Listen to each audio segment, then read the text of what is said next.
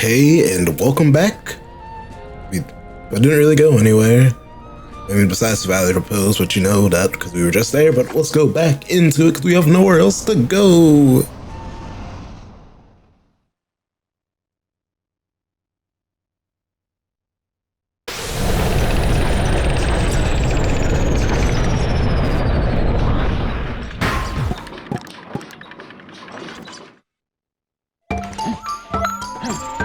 What do you gotta say today?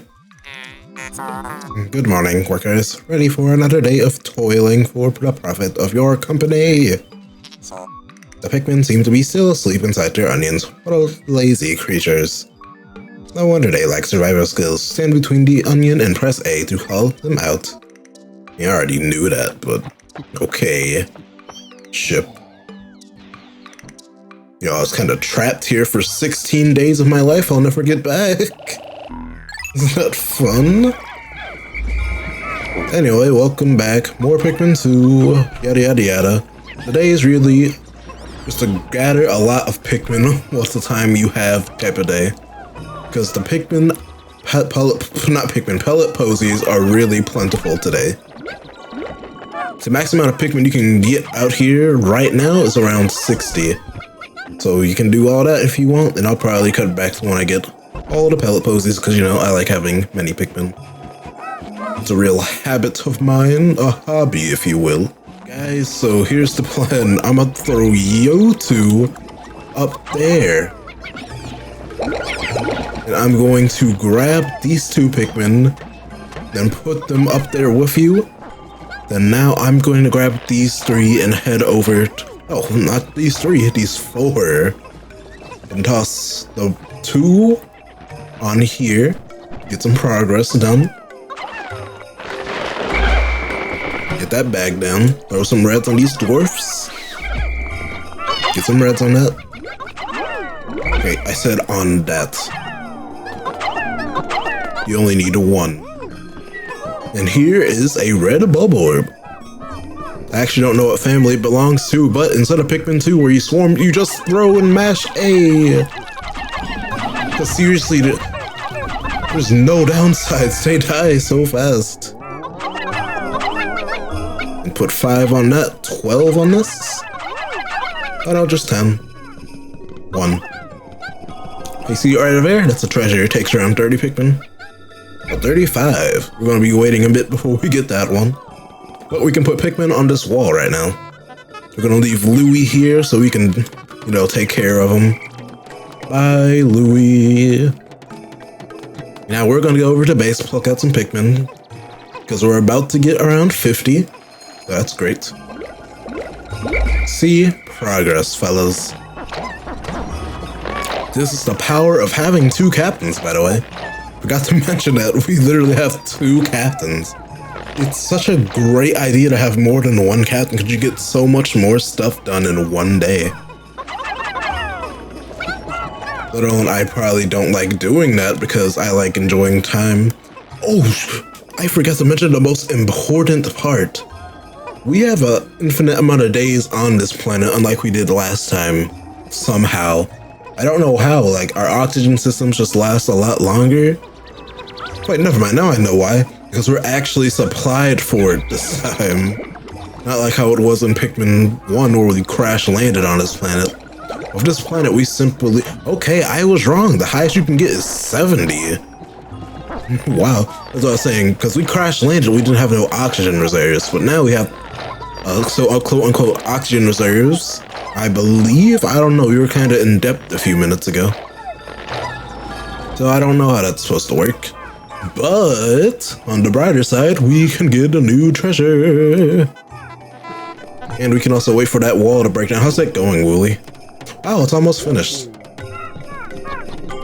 Oh yeah, by the way, I'm gonna point out a tiny little fact I don't hear anybody talk about. I hear a lot of people talk about.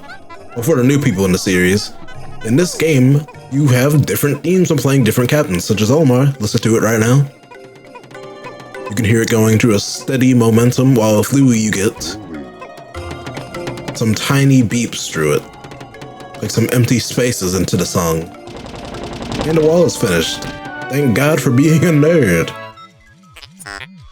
How could Pikmin destroy such a massive wall when their might is furious? Oh, ferocious. Louis, did Olimar instruct you to proper commanding Pikmin protocol? Apparently not. Olimar, you are failing your duty as a superior. Allow me to explain. Press A to grab a Pikmin call BB rest. I went over this, I don't care. But this game is going to be very, very tutorial heavy. Well, for the time we start off, let's get this treasure to the base, and I'll be seeing you in a minute. It's finally here. It's worth 170 Pokos, and its name is the Utter Scrap. And look at that face, he's screaming at you. Ah, get me out of here. Anyway, let's head back to that wall we broke down because I saw a cool little thing just waiting for us there. So let's get right into it. Because you know what they say, if you see something, you should always explore it and never mind your business. Because that's totally what people say. Because that is smart and reliant on your senses.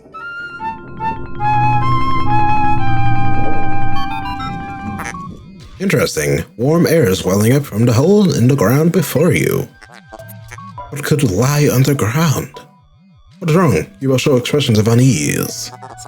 Do not fear, the leader's group Pikmin will join you. I shall dispatch my research pod to approach the hole and press A to jump in.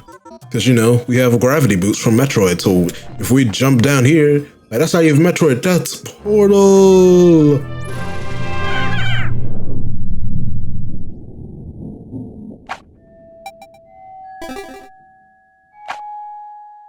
And welcome to the main gimmick of the game, boys! It's dungeons!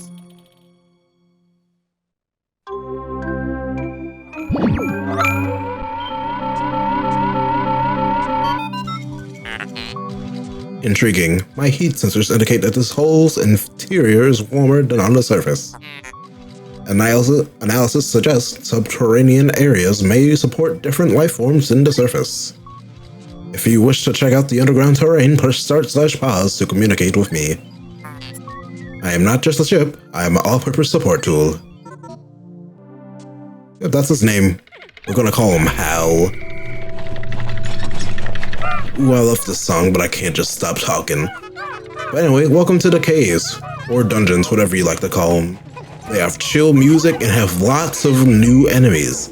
This is where we're going to be exploring and finding most of the new enemies in this game. I'm selling! Okay, sorry. Sorry, Bobbery. But here's a new treasure. It's only been like 5 seconds. It's worth 180 Pokos, more than a year's salary, I mind you, a citrus lump. That's right, guys. A literal orange is worth more than a year's salary on Olimar's planet.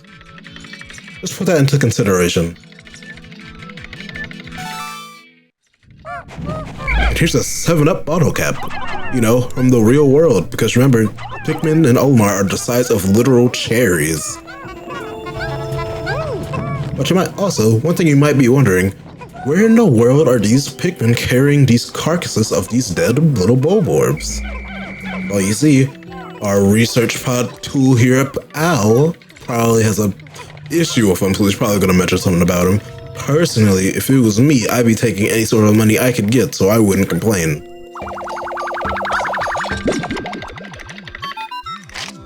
Desert kick.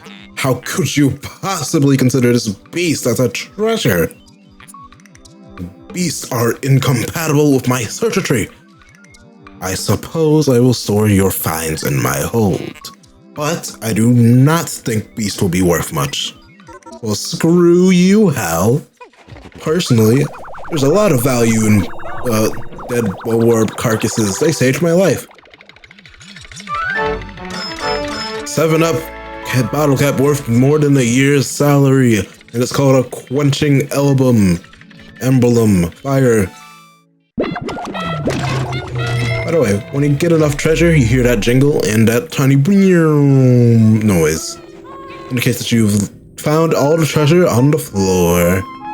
And you can keep going. This hole appears to be quite deep. My sensors indicate more treacherous terrain ahead. Louis, you can do the recall, but I can't read. Louis, do you recall that you can adjust the camera with L and R and Z, correct? Your expression suggests you do. Excellent. Then approach the hole and press A to enter it. I was not kidding when I said this game is going to be tutorial heavy, but let's not dive deep into that and dive deep into this hole.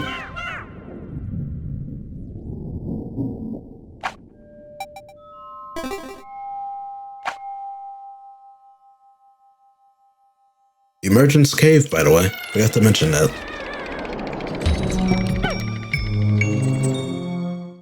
Oh yeah, also, it's the final floor. Welcome. Lots of enemies here. Let's kill them. Okay.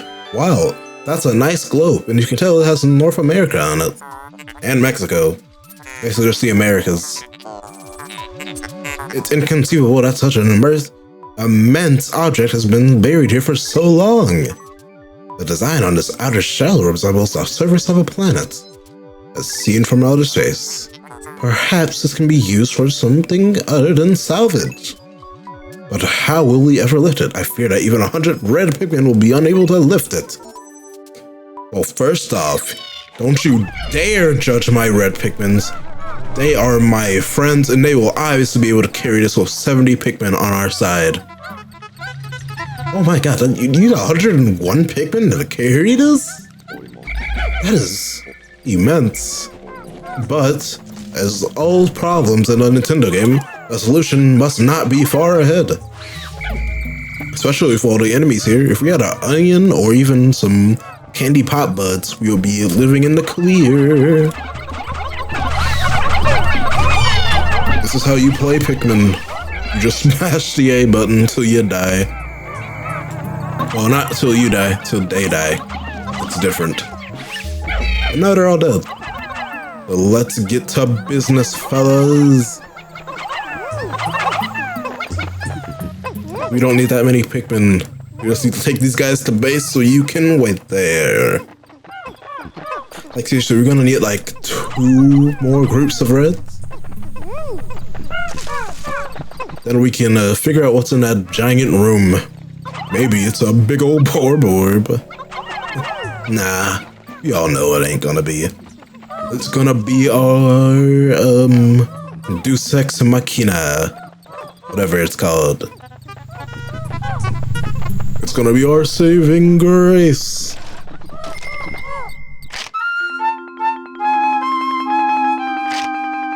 So scenic. Astounding! A flower blooms in a cave deep beneath the snowy landscape. Clearly, it is warmer down here than above. Look, the Pikmin are restless. They look as if they yearn to be tossed into the flower. What weirdos. Oh, if that's how you want to live your life, I won't judge you. 1, 2, 3, 4, 5. Same logic as we followed last time. Get a maximum of 5 Pikmin to throw in a candy pop bud. And when you get that, new Pikmin pops out. So let's see who this is gonna be. Hello, nurse.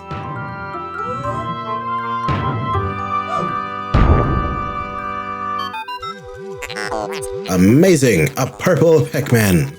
It has hair and quite stocky. Seems very heavy and strong. This kind of Pikmin was not mentioned in your report, Olimar. It must be entirely a new type. Transforming Pikmin by tossing them into flowers? Intriguing. Perhaps there are others. Well, welcome to the world of purple Pikmin. If you had trouble fighting enemies, you won't anymore. Actually, if you just had trouble with keeping up with Pikmin, you aren't gonna have a problem. But you can't throw them as normally as you would used to.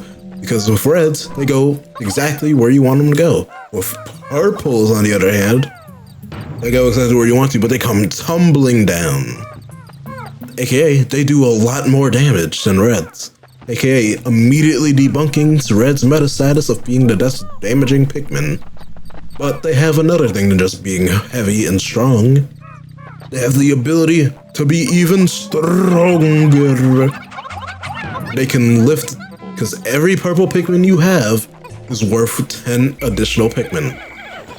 Put that in mind.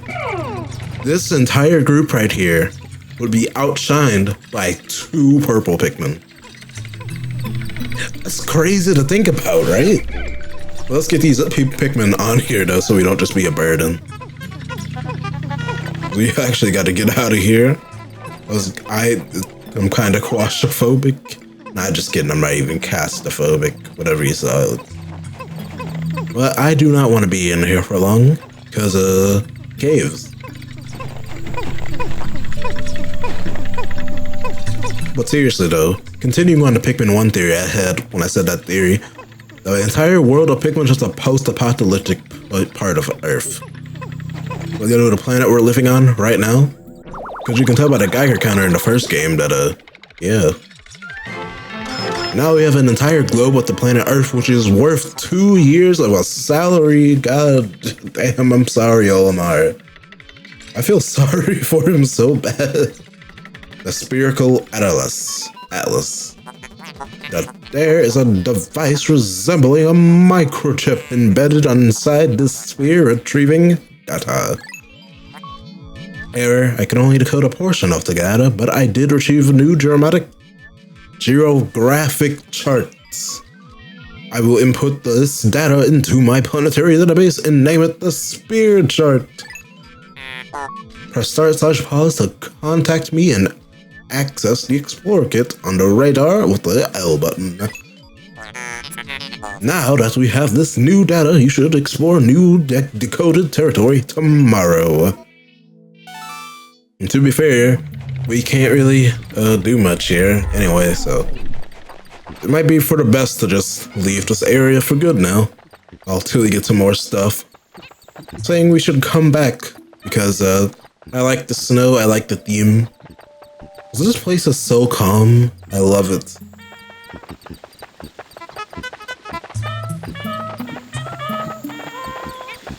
I love this. There's no enemies, you just got Pikmin singing and you got interrupted by a geyser. Astounding! Water shooting out of this geyser with incredible force. Sensors that indicate that it has enough power to launch you into the air. Press A to try. Well, we gotta wait for our purples to get it. Wow, we did not go that deep, did we? Oh, you're already here. Alright, let's go!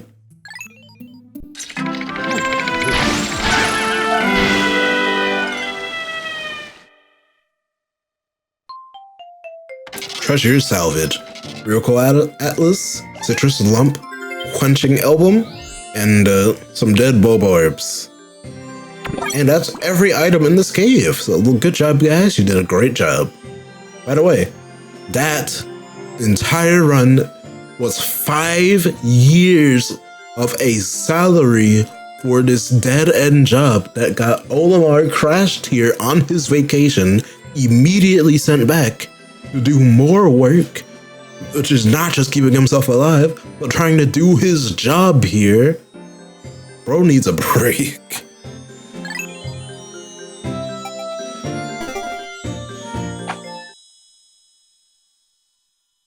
And now we fall from the sky because we got set up too high. Weep.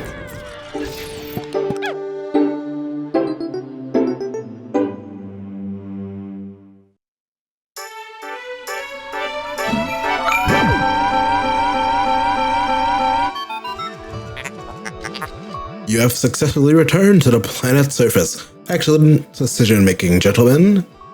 We must celebrate your first successful spelunking expedition. You've gathered a large amount of data that needs in-depth analysis. I shall send a report back to the present tonight detailing your progress. What? Omar and Louis said you will explore a new area tomorrow. Today's work is done. What? You still want to work? Unacceptable. You may not realize it, but you are exhausted. You should take a much needed rest and you will have all the time you need to collect treasure. Haste makes waste, so take it slow and steady. That's the part analyzing the fact we have infinite time in this playthrough. We can accept on the surface because it still turns night and the creatures turn nocturnal. So let's get out of here while we still can. Because who knows when the mighty Bulborbs will strike. How does he keep coming back to life? I don't know if it's tenacious or impressive. But it's time for the daily report. Today, we gained 627 funds. That is crazy. And we got over we got 60 reds, basically 70, but then we reverted them all to purples. And now we have like 160 Pikmin. Baby steps first, Olimar. Plan well and don't worry about me. Our debt is with happy Hogstate savings and loans after all. Besides, there's nothing left to repose. So,